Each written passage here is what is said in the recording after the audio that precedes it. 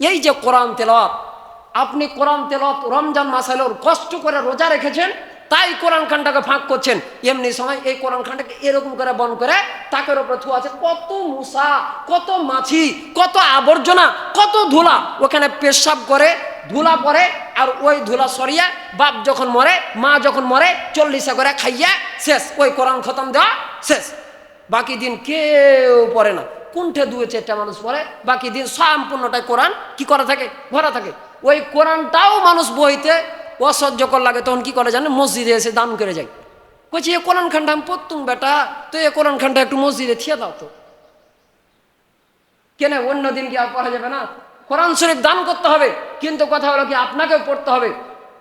বাড়িতে কোরআন 1 ঘন্টা 2 ঘন্টা থোয়ার পরে মসজিদে দান করুন।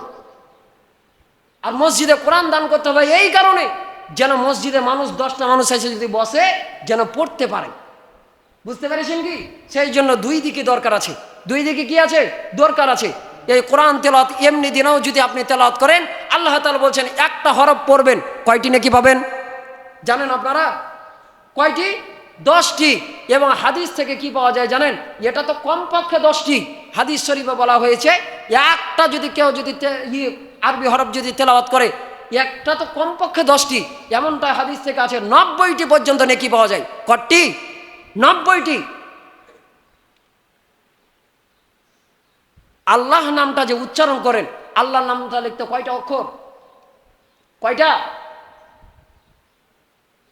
আলিফ লাম লাম হা, 4টা অক্ষর।